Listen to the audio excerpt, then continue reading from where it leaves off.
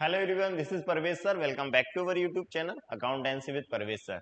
आज class 12 commerce के लिए हमारी थ्योरी की क्लास है और आज का जो हमारा चैप्टर है वह है financial statement. Most important topic है फॉर क्लास 12 कॉमर्स। जल्दी से जुड़ जाइए आप और प्लीज जल्दी सब्सक्राइब भी कर लीजिए हमारा YouTube channel accountancy with Parvez sir. चलिए करते हैं आज की क्लास हम स्टार्ट। तो financial statement of a company ये चैप्टर है हमारा। आज की जो क्लास है वो वेरी शॉर्ट क्वेश्चंस को लेकर है। तो वेरी शॉर्ट के क्वेश्चन मैंने लिए हैं, इसमें 2 मार्क्स के क्वेश्चन आते हैं एग्जाम में, तो वो आपको याद करने में बहुत इजी रहेंगे ये। चलिए समझ लेते हैं।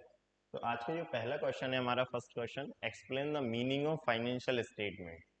फाइनेंशियल स्टेटमेंट क्या होते हैं, फाइनेंशियल स्टेटमेंट की मीनिंग क्या है, ये आज हम पढ़ने वाले हैं।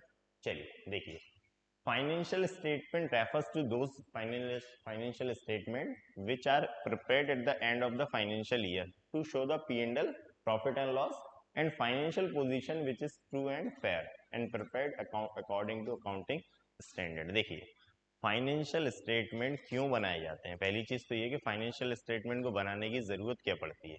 तो फाइनेंशियल स्टेटमेंट प्रिपेयर किए जाते हैं प्रॉफिट और लॉस को जानने के लिए, पहली चीज। अब फाइनेंशियल स्टेटमेंट को, प्रॉफिट और लॉस को जानने के लिए बना लिए हमने। अब ये कब बनाए जाते हैं, तो फाइनेंशियल ईयर के एंड में बनाए जाते हैं फाइनेंशियल स्टेटमेंट। इसमें जो इन्फॉर्मेशन होती है वो ट्रू और फेयर होती है। तो इन सभी मोटिव को पूरा करने के लिए हम फाइनेंशियल स्टेटमेंट को तैयार करते हैं। तो उसमें ये लिखा हुआ है कि financial statement refers to those financial statement which are prepared at the end of the financial year. मतलब फाइनेंशियल ईयर के एंड में ये तैयार किए जाते हैं financial statement. end of the financial sorry to show the profit and loss and financial position। अब ये क्या बता रहे हैं हमें, एक तो प्रॉफिट एंड लॉस बता रहे हैं उस ईयर का, और उस संस्था की, कंपनी की, फर्म की फाइनेंशियल पोजीशन बता रहे हैं, वो भी ट्रू एंड फेयर। ठीक है, जब हम P&L अकाउंट बनाते हैं या बैलेंस शीट बनाते हैं या कैश फ्लो स्टेटमेंट बनाते हैं या और अदर फाइनेंशियल स्टेटमेंट बनाते हैं, उनसे जो भी इंफॉर्मेशन निकल कर आती है वो ट्रू एंड फेयर होती है। ठीक है, चलिए।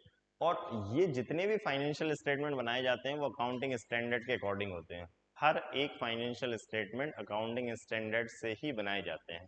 इसमें जो रूल्स रेगुलेशन होते हैं वो अकाउंटिंग स्टैंडर्ड के होते हैं। सभी फाइनेंशियल स्टेटमेंट वो मोस्ट इंपॉर्टेंट इंफॉर्मेशन प्रोवाइड हमें करते हैं, जो कि हर एक जैसे क्रेडिटर्स हैं, एम्प्लॉयज हैं, शेयर होल्डर्स हैं, इन्वेस्टर हैं, सभी के लिए जरूरी हो।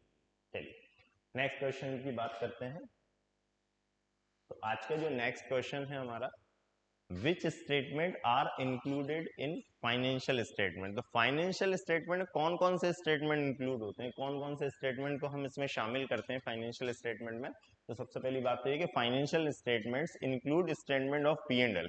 सबसे पहले तो प्रॉफिट एंड लॉस अकाउंट जो है, प्रॉफिट एंड लॉस अकाउंट को इंक्लूड किया जाता है। फिर बैलेंस शीट होती है, balance sheet, cash flow statement है, statement of change in equity है, notes and other statement are included. तो फाइनेंशियल स्टेटमेंट में कौन कौन सी चीजें आ गई, एक तो प्रॉफिट एंड लॉस आ गया, दूसरा बैलेंस शीट आ गई, तीसरा कैश फ्लो स्टेटमेंट आ गया, फोर्थ आ गया change in equity and other notes. तो ये सारी चीजें कहाँ शामिल की जाती हैं, फाइनेंशियल स्टेटमेंट में। एक सिंपल सा क्वेश्चन है कि कौन कौन से स्टेटमेंट इस फाइनेंशियल स्टेटमेंट में इंक्लूड होते हैं। तो financial statements include statement of P&L, profit and loss का statement, balance sheet, cash flow statement, statement of change in equity, notes and other statements are included. ठीक है, चलिए नेक्स्ट क्वेश्चन आज का, what does share holder fund mean. अब ये share holder का जो फंड होता है वो क्या है, उससे क्या मतलब है। शेयर होल्डर्स फंड में हम मेनली इंक्लूड किए जा करते हैं share capital. Generally share capital, equity और preference share capital, general reserve वगैरह, सरप्लस, ये सारी चीजें शेयर होल्डर फंड में इंक्लूड की जाती हैं। पढ़ लेते हैं।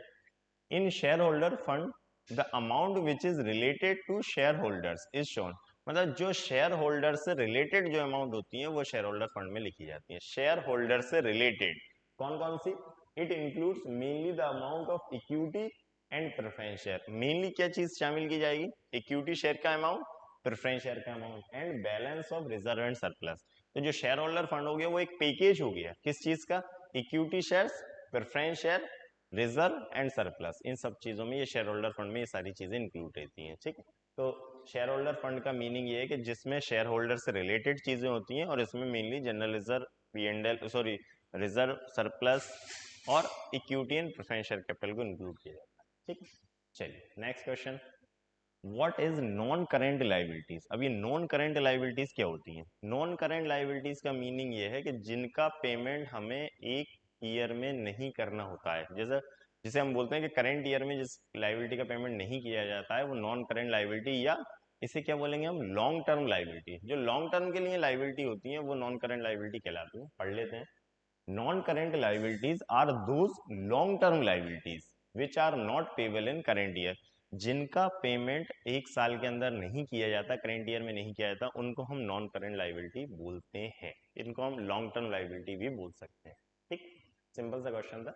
Next, what do you understand by long term loan.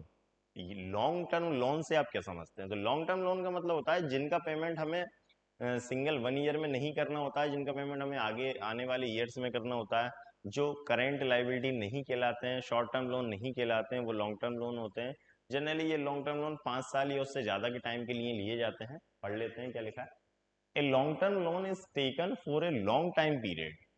मतलब ये जो लॉन्ग टर्म लोन है वो लिए जाते हैं लॉन्ग टाइम पीरियड के लिए, लंबे समय के लिए लिए जाते हैं। And is paid of on extended time period that exceed 1 year in duration. मतलब 1 साल से ज्यादा के लिए जो लोन लिए जाते हैं वो लॉन्ग टर्म लोन कहलाते हैं।